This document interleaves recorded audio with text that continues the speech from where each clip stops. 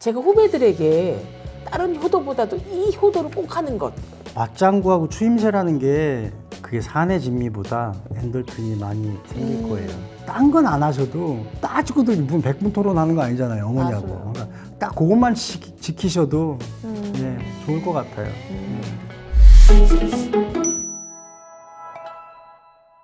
안녕하세요. 탐나는 일상의 유인경입니다.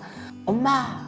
그러면 뭐 다양한 생각이 나시겠지만 많은 분들이 아마 MBC 우정의 무대에서 병사들이 외치는 이분은 저희 어머니가 확실합니다. 그 우정의 무대를 아주 오래 집필한 예능 작가이자 이번에는 예능 작가가 아니라 진짜 이런 책의 작가, 엄마는 고맙다 했고 나는 안녕이라고 했다라는 신간으로 돌아오신 김진태 작가님을 모셨습니다. 안녕하세요. 안녕하세요. 예, 반갑습니다. 반갑습니다. 사실 뭐 우정의 무대만 제가 소개해드렸지만 강력 추천 토요일 또 일요일 밤에 등 MBC에 뭐 엄청난 효자셨잖아요. 책 두 책을 읽다 보니까 저 고향으로 가서 어머님을 이제 모시게 됐어요. 근데 굳이 고향까지 가셔서 서울에 사시지 않으셨어요?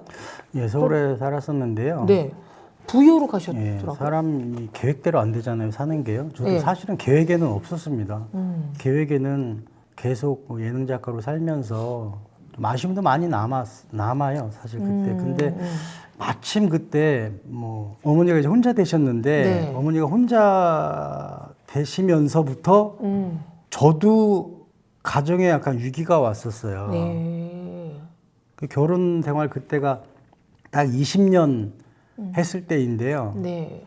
그때는 굉장히 불행이라고 생각했는데 지나고 나니까 뭐 내가 낙향을 해서 어머니하고 있을 시간을 주셨나 보다 그런 생각 때문에 잘 받아들였습니다. 그래서 네. 자연스럽게 그러니까 어머니도 제가 필요했고 마침 또 뭐 그런 일 집안에 그런 일도 있었고 그래가지고 겸사겸사 어떻게 그렇게 어머니 제가 늘 평상시에도 어머니 뭐 요양병원 이런 데 갈 생각은 하지 마셔. 그 뭐 요양원에 이런 제가 뭐 보낼 생각이 없고 어머니도 늘 그런 말씀을 하셨어요. 요즘 어머니들은 그런 말씀 하시잖아요. 난 못 간다 안 간다 네. 말씀 하시잖아요. 예.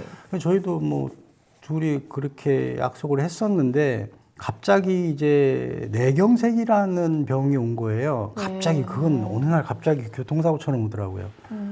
빨리 모신다고 모셨는데 좀 늦었던 것 같아요. 그래가지고 그게 1월 8일이었는데 가시자마자 바로 콧줄을 끼우시니까 평상복에서 환자복으로 바로 갈아입히시니까 굉장히 감당하기가 힘들었어요, 처음에는.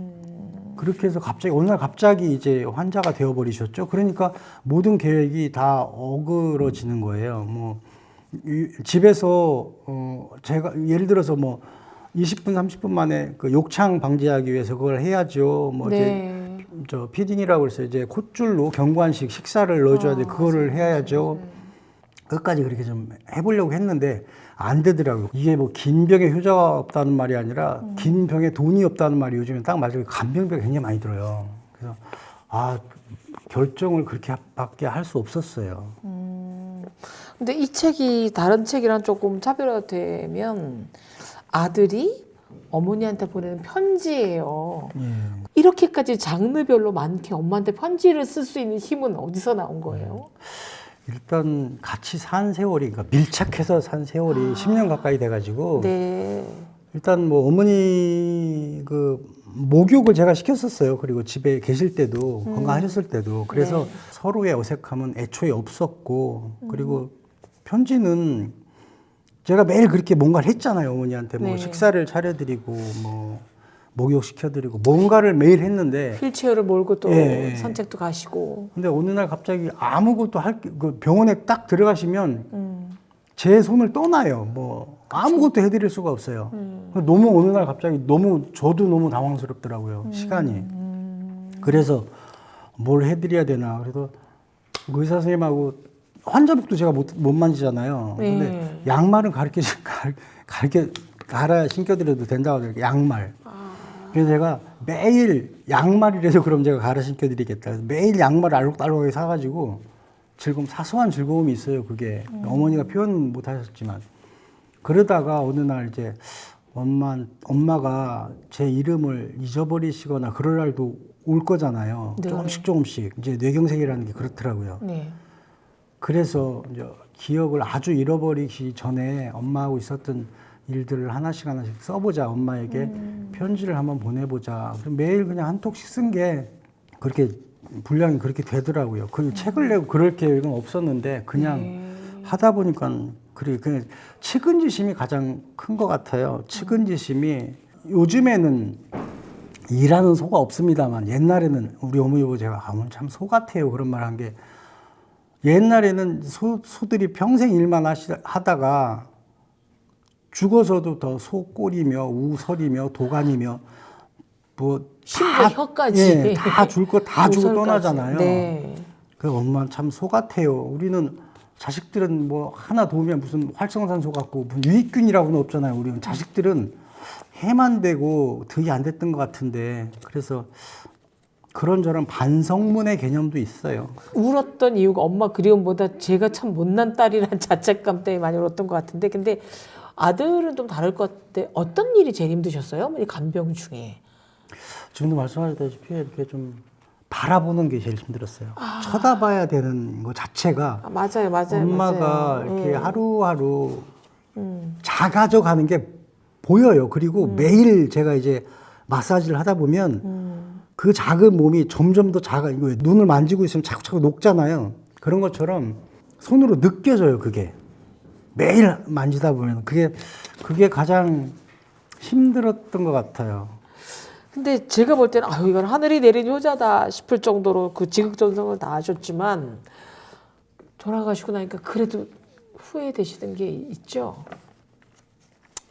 제가 그 죄송한 거는 그때는 몰랐어요. 그때는 그게 잘한다고 생각했는데 제가 어느 날 부엌에 못 들어오게 했어요. 어머님을? 네. 어머. 그게 굉장히 잘못된 거였더라고요. 어차피 제가 식사를 해드리니까 어머니가 들어오실 필요가 없다라고 생각해서 어머니 이제 그럴 시간이 있으면은 뭐 이렇게 거실에서 살살살 이렇게 운동이나 하시고 그러시라고 그랬었는데 제가 부엌 일을 하다 보니까 부엌 일이 꼭 노동이 아니라 즐거움도 있어요. 그럼 무슨 이렇게 나무를 주물주물 이렇게 묻힌다거나 뭐 된장이 보글보글 끓는다거나 삶에 생기가 되거든요, 그게. 그쵸. 근데 그때는 그걸 이렇게 못 들어오겠어요. 근데 제가 이기적인 부분도 있었던 게 어머니가 들어오시면 어머니가 해오신 방식대로 이제 싹 세팅을 하세요. 그릇도 그렇고 뭐 들기름병, 참기름병, 식용유 같은 것이 있죠. 다 이제 위치가 바뀌게 되는 몸이 거죠. 기억하는 위치가 예, 다 있죠. 어머니가 들어오시면 싹 이렇게 편하게 바꿔놓으세요. 근데 네. 저는 또 제가 해오던 방식이 있으니까 아하. 제 방식대로 또 이렇게 바꿔요. 그게 좀 귀찮아서 어머니 들어오지 마세요. 그랬던 것 같아요, 시작이. 근데 그게 어머니가 최소한 몸을 움직이실 때까지는 어머니가 참 개수 때 손이라도 한번 이렇게 물이라도 묻히고 하는 게 오히려 나았었다. 그런 생각이 들더라고요. 그래서 그게 이 책에 엄마의 부엌이라는 챕터로 소개되어 있는데 제가 김 작가님의 육성이 아니라 독자로서 한번 그 부분을 읽어드릴게요. 부엌은 원래 엄마의 영역이었는데 제가 성급하게 차지해서 죄송해요. 말로는 힘드신데 부엌 일은 이제 그만하시라 했지만 사실은 들기름병과 식용유병 위치가 바뀌어 있거나 숟가락과 젓가락 짝이 바뀌어 있는 것들이 신경에 쓰여서 그랬던 것 같아요.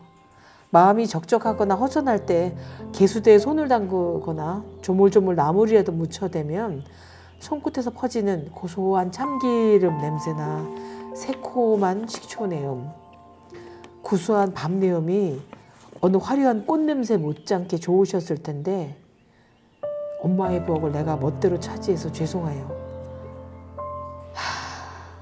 저는 이게 이렇게 죄송하더라고요. 그러니까 네. 엄마를 부려먹을 수 있을 때까지 부려먹는 게 효자다. 네. 그런 생각이 들더라고요. 엄마, 그만하세요. 하지만 제가 할게요. 다 알아요. 뭐 되게 그렇게 하잖아요, 자식들이. 근데 그게 아니라 엄마가 그렇게 해주니까 참 좋네요. 다음에 또 해줘. 뭐 이렇게 자꾸 엄마에게 이렇게 동기를 부여해 주는 게 훨씬 엄마의 마음에 흡족한 것이다 라는 생각이 돌아가시고 나서 들더라고요. 그걸 왜 그렇게 저 틀니까지도 제가 다 닦아드리고 그게 잘한다고 생각을 했어요. 근데 굉장히 바보 같은 짓이거든요, 그게. 네, 그런 생각이 들더라고요. 이 책에서 제가 너무 깜짝 놀랄 만한 진리라 그럴까? 이런 거 하나 발견했는데 제가 후배들에게 다른 효도보다도 이 효도를 꼭 하는 것. 어머님의 성격에 상관없이 이거 하면은 좋겠다. 그게 사내 진미보다 네. 훨씬 엔돌핀이 많이 생길 거예요. 맞장구하고 추임새라는 게 왜 그 판소리 할 때도 고수가 이렇게 얼쑤! 예, 그게 얼마나 힘이 나고 그래요. 맞아요. 예. 근데 사실 저도 이것도 사실은 배운 거예요. 제가 어떻게 터득한 게 아니라요. 예. 우리 저 선배님 중에 한 분이 그 어머니가 그 노인정에 가면은 늘 그렇게 옥장판을 그렇게 사오시는 거예요. 옥장판을 건강식품하고. 비싼데. 예, 그 뭐 옥장판이 막 100만 원 넘고 그런 게 많아요. 예. 사오실 때마다 아이고 엄마 잘하셨어. 어, 얼마에 샀어? 100만 원. 아이고 이거 200짜리를 어떻게 100에 사셨어? 싸게 상교. 이렇게 말씀을 오. 하시는 거예요. 빤히 아시는데. 아. 그 다른 집 그 엄마들은 가가지고 하면 자식 오기면 숨겨놔요. 그 장롱 같은 숨기죠. 데다 혼날까봐. 네. 근데 그 선배님은 그렇게 하시더라고요. 그래서 그런 걸 제가 배웠어요. 그분이 그래서 그분도 그걸 또 배웠대요. 가봤대요. 그 옥장판 파는 데를 한번 가봤대요. 네. 가봤는데 그 옥장판 파는 그 장사꾼이 그 할머니가 어느 할머니든 며느리 욕이든 자식 자랑이든 할 거 아니에요. 그렇죠. 그럼 며느리 욕을 하면 무슨 그런 며느리가 있냐고 맞장구 쳐주고 아 저런 게 힘이 나게 하는구나. 그래서 한 번도 이제 뭘 사오셨을 때 그걸 안 하셨다는 거예요. 그래서 제가 그 얘기를 듣고 배웠죠. 그래도 딴 건 안 하셔도 따지고 들지 무슨 백분 토론하는 거 아니잖아요. 어머니하고. 맞아요. 그러니까 따지고 들지 말고 그냥 논리적으로 이해가 안 되더라도 우리 어머니들도 우리가 어렸을 때는 우리가 논리적으로 맞았겠어요. 우리가 꼬마 때 맞아요. 말도 안 되는 얘기도 하고 그랬지만 그렇게 받아주셨잖아요. 맞아요. 어머니들도 딱 그것만 지키셔도 예, 좋을 것 같아요. 예. 김진태 작가님의 어머님 마지막 모습이 저는 영정 사진을 보니까 너무 고우시던데. 영정사전 사진 찍을 때만 해도 건강하셨어요. 걸어가셨어요. 사진관까지. 네. 그럴 정도로. 근데 저는 안타깝게도 임종을 1분 차이로 못 봤어요. 내가 그럴 줄 알았다 싶을 정도로 이게 요양병원에 있으면은 거기서 이제 같이 먹고 자고 하는 게 아니라 전화가 옵니다. 새벽에 전화가 와서 새벽에 오는 전화는 모든 새벽에 오는 전화는 불길해요. 바로 가겠습니다 하고 출발해서 막 부랴부랴 갔는데 다시 한번 전화가 오길 운명하셨구나. 그래서 주차장에서 그 전화를 받은 거예요. 돌아가셨다고. 그래서 올라가서 귀가 열렸다고 하더라고요. 돌아가셔도 마지막 남는 뭐 기관이 살아있는 기관이 귀라고 그러더라고요. 그래서 그냥 뭐 귀에 대고 뭐 이런저런 말씀을 많이 했어요. 뭐 고맙습니다, 죄송합니다, 뭐 그런 말이었겠죠. 감사합니다. 그리고 편히 가세요. 아버지도 계시고 형님도 계시니까 편히 계세요. 뭐 그랬었어요. 엄마는 고맙다 했고 나는 안녕이라 했다의 김진태 작가님 모시고 어머니와의 추억에 대한 얘기 해봤는데요. 2부에서 더 많은 특별한 모자의 인연에 대해서 이야기해 보도록 하겠습니다.